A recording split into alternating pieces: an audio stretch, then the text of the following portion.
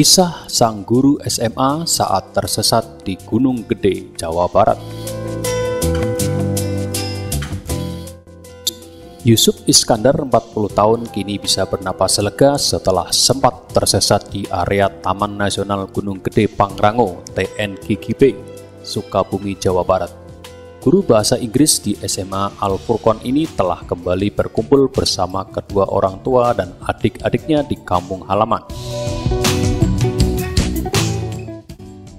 Tidak hanya mengalami kelelahan secara fisik, Yusuf mengaku mendapat pengalaman mistis selama perjalanannya di area TNGGP yang mungkin tidak bisa dilupakan seumur hidupnya.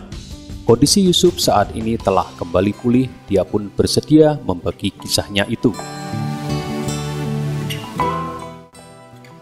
Sabtu 9 September 2017 adalah hari pertama Yusuf dikabarkan hilang. Warga setempat dan rekan-rekannya melakukan pencarian hingga ke lokasi terakhir Yusuf berada. Ternyata teriakan warga didengar Yusuf dengan jelas, namun entah mengapa Yusuf mengalami kesulitan ketika membalas teriakan warga. Tidak hanya malam, tapi juga sore menjelang petang pengalaman itu saya alami. Hari pertama suara saya mendadak kecil, lama-lama dari jauh saya mendengar orang memanggil nama saya. Ketika saya menjawab dengan teriakan, suara saya kecil dan gak keluar, kata Yusuf kepada Detikcom di Kampung Kongsi RT 1 RW 1 Desa Kecamatan Caringin, Sukabumi, Jawa Barat pada Rabu 13 September 2017.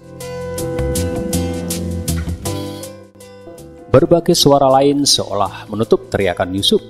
Ia mendengar suara mirip pasir yang ditabur. Ketika petang malam pertama, dia juga mengaku melihat sosok tinggi besar menatap dan mengikuti dari kejauhan. Seluruh badannya putih, cuma di bagian wajahnya nggak jelas. Saya gosok-gosok mata saya, tetap nggak kelihatan. Saat itu saya terus berdoa, nggak putus hingga sekitar 2 jam sosok itu hilang, lanjut Yusuf. 3 cahaya lampu misterius juga kerap menghalangi Yusuf. Cahaya itu seolah menyilokkan jalanan curam dan bersemak yang ia tapaki. Doa-doa kembali ia baca sampai cahaya itu mendadak mengecil hingga seperti kunang-kunang.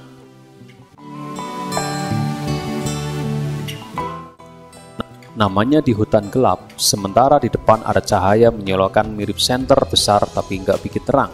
Hanya menyorot kedua mata saya, sampai semak-semak saya terjang hingga beberapa kali saya terperosok.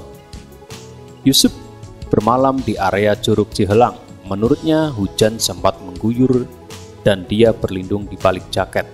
Sekarang saya baru kepikiran, untung saja tidak ada air bah karena batu yang saya tiduri berada di area sungai.